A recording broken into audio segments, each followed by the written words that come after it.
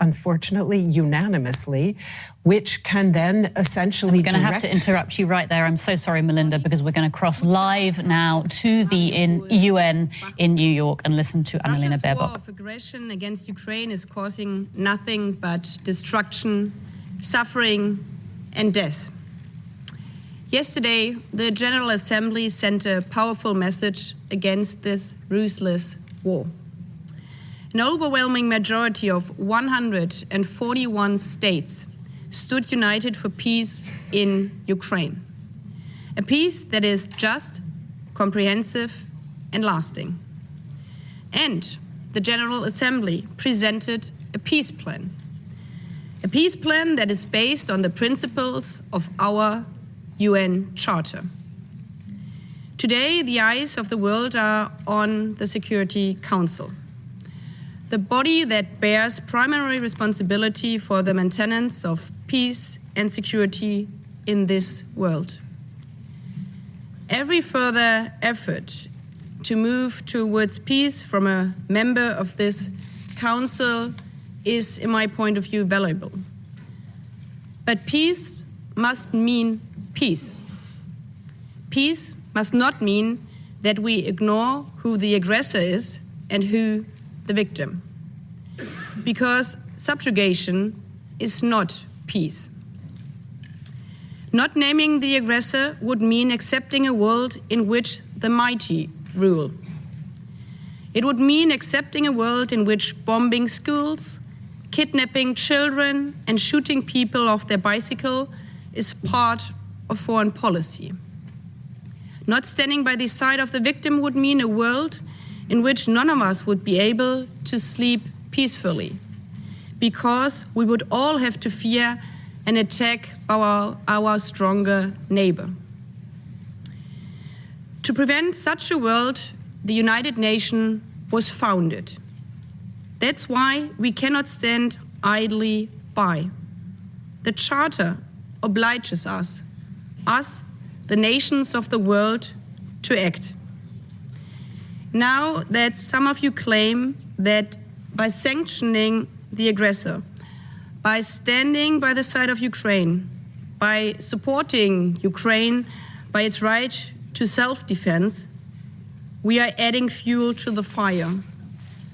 I would like to ask you, where would Ukraine, that voluntarily gave up its nuclear weapons because it believed in peace, would be today if we had not supported its right to defend itself, supported their people, elderly, mothers, fathers, children, together with so many international partners.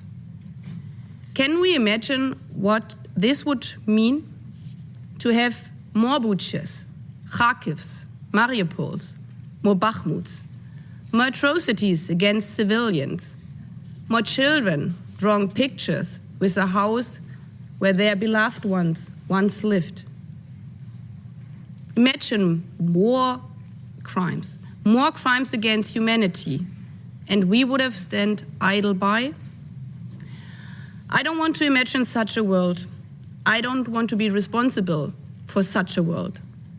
I think most of us don't want to be responsible for such a world. Therefore, I would like to underline what Secretary Blinken said. If Ukraine stops defending itself, Ukraine ends. If we would stop standing at the side of Ukraine, Ukraine would end. The Russian representatives asked just a couple of minutes ago here in this council, why would we think that Ukraine would end? Well, because 1 year ago, your president just told us that he would like to demilitarize Ukraine.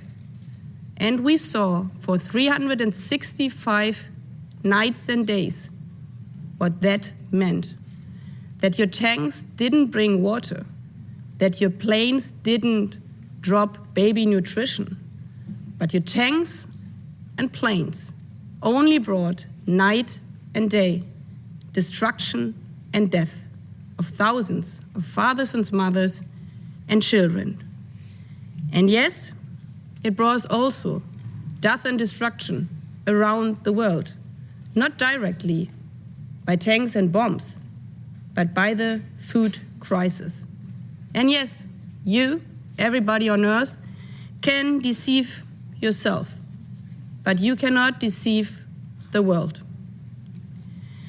All those of us who sincerely and honestly believe in a peace that means peace, a peace based on the Charter of our United Nations, must show their true colors now and stand by the peace plan by the General Assembly. President Putin is speculating that at some point our clear stance against this war will weaken. He is speculating that by staying the course, this war for aggression will be rewarded for a war that is also causing great suffering to his own people. Some 200,000 Russians have already been killed or wounded. Hundreds of thousands of Russians have left their country because they don't want to be part of this war. Russian children going to schools in Germany, and I'm very happy about this. More than 1,000 international companies have pulled out of Russia, taking with them a crucial part of Russia's prosperity and intelligence.